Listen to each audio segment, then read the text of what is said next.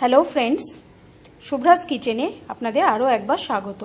আমি আজকে আপনাদের সাথে একটা অথেন্টিক বেঙ্গলি ডিশ শেয়ার করব, দই কাতলা। এই দই কাতলা আমরা যে কোনো অনুষ্ঠান বাড়িতেই খাই। এটা আপনারা গরম ভাতে খেতে পারবেন বা যে কোনো পোলাওয়ের সাথে খেতে ভালো লাগে। তো আমার এই রান্নাটা দেখুন, দেখে ভালো লাগলে আমাকে অবশ্যই কমেন্ট করে জানাবেন। তো চলুন দেখে নিই দই কাতলা করতে আমাদের কি কি লাগছে। দই কাতলা করতে আমি এখানে 7 পিস কাতলা মাছ ভালো করে নুন হলুদ দিয়ে মেখে রেখেছি। আর এখানে আমি নিয়েছি একটা তেজপাতা, 2টো শুকনো লঙ্কা, 3টে এলাচ আর একটা দারচিনি আর 4-5টা লবঙ্গ নিয়েছি। আমি এখানে কাশ্মীরি রেড চিলি পাউডার, পরিমাণ মতো চিনি, পরিমাণ মতো নুন। এখানে আমি একটা ছোট পেঁয়াজ মিক্সিতে পেস্ট করে রেখেছি। এখানে আমি ঘরে পাতা টক দই, 2 চামচ টক দই ভালো করে ফেটিয়ে রেখেছি। নিয়েছি আমি এখানে পরিমাণ মতো হলুদ, এখানে 1 চামচ জিরে গুঁড়ো, 1 চামচ ধনে গুঁড়ো, আর আমি এখানে 1/2 ইঞ্চি মতো একটা আদা, 3 কোয়া রসুন আর 4টে কাঁচা লঙ্কা পেস্ট করে রেখেছি। রান্নাটা আমি করব সর্ষের তেলে। তো চলুন শুরু করি রান্নাটা। কড়াইতে আমি কিছুটা সর্ষের তেল দিয়ে খুব ভালো করে আমি তেলটাকে গরম করে নিয়েছি। এবার আমি মাছগুলো ভেজে নেব।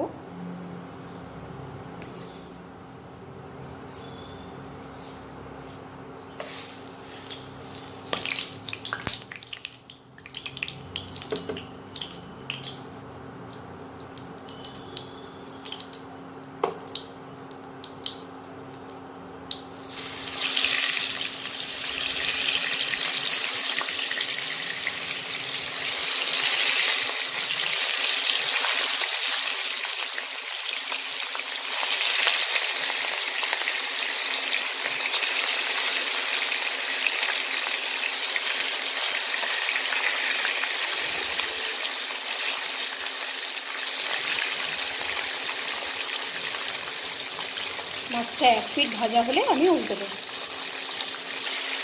মাছটা 1 পিঠ ভাজা হয়ে গেছে, আমি উল্টে নিচ্ছি।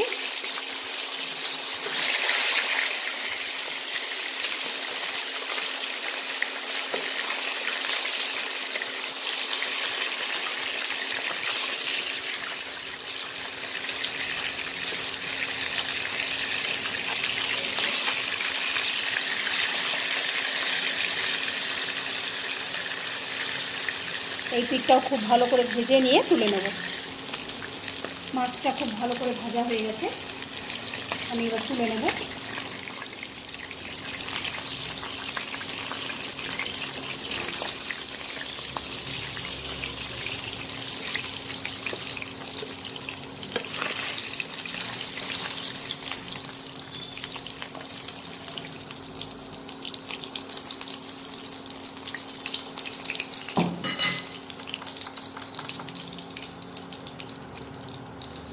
এবার এই তেলেই আমি 2টো তেজপাতা, 2টো শুকনো লঙ্কা আর গোটা গরম মশলাটা ফোড়ন দিয়ে দেবো।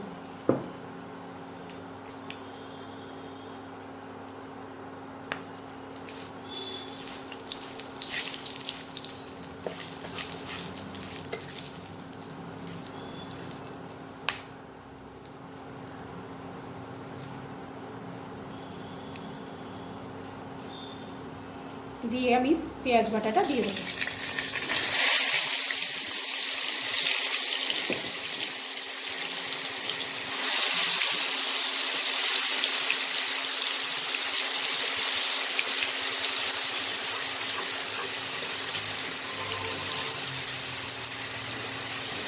পেঁয়াজটাকে একটু হালকা ব্রাউন করে একটু ভেজে নেব। পেঁয়াজটা হালকা ব্রাউন করে আমার ভাজা হয়ে গেছে।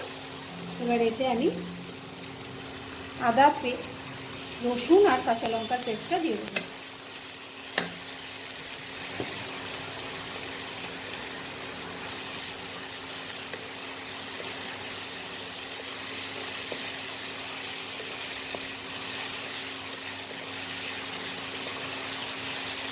এটাকেও আমি খুব ভালো করে ভেজে নেব। কাঁচা গন্ধটা, আদা রসুনের কাঁচা গন্ধটা যতক্ষণ না যাচ্ছে।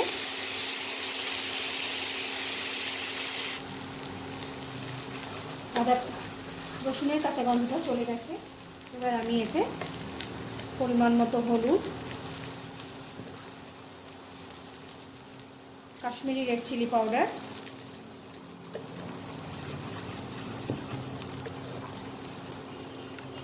নুন, চিনি,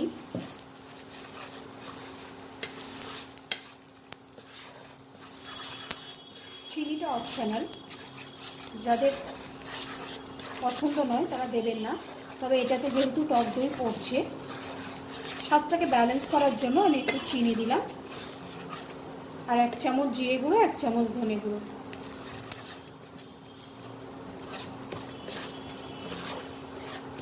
দিয়ে আমি মশলাটাকে খুব ভালো করে কষিয়ে নেব। অল্প একটু জল দেবো যাতে পুড়ে না যায় মশলাটা।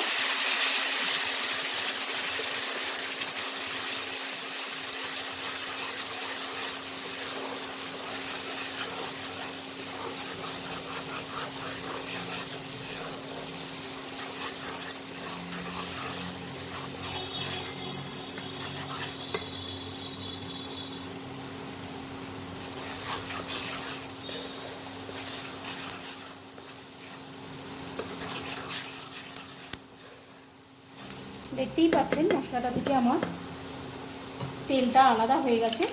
এবার আমি টক দইটা দিয়ে দেবো।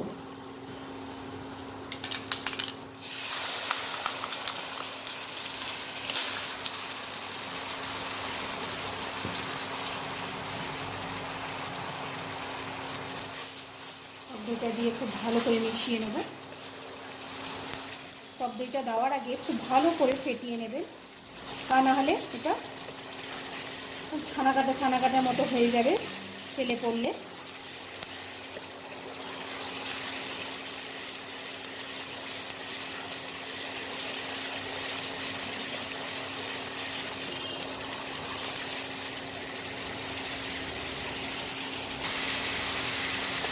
দেখুন এটা থেকে আমার তেলটা উপরে চলে এসেছে, মশলাটা কষানো হয়ে গেছে। এবার আমি মাছগুলো দিয়ে দেবো।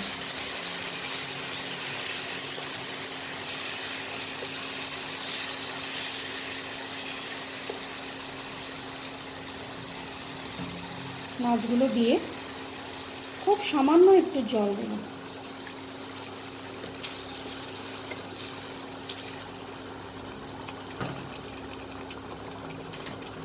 জলটা দিয়ে আমি ঢেকে দেবো। ঢেকে এটাকে আমি 5 মিনিট অবধি রান্না করব। দেখুন আমার মাছটা একদম তৈরি হয়ে গেছে, তেলটা উপরে ভেসে গেছে। এবার আমি ফ্লেমটা অফ করে এটাকে সার্ভ করে নেব। আমি এই দই কাতলাটাকে সার্ভ করে নিয়েছি। তো আপনারা আমার এই রান্নাটা দেখে বানাবেন। আর যারা যারা আমার চ্যানেলটাকে এখনও সাবস্ক্রাইব করেননি তারা আমার চ্যানেলটাকে সাবস্ক্রাইব করবেন। আর আমার এই রান্নাটা দেখে যাদের ভালো লাগবে তারা লাইক করবেন, কমেন্ট করবেন। আজ আসি, আবার ফিরে আসবো নতুন কোনো এক রান্না নিয়ে। নমস্কার।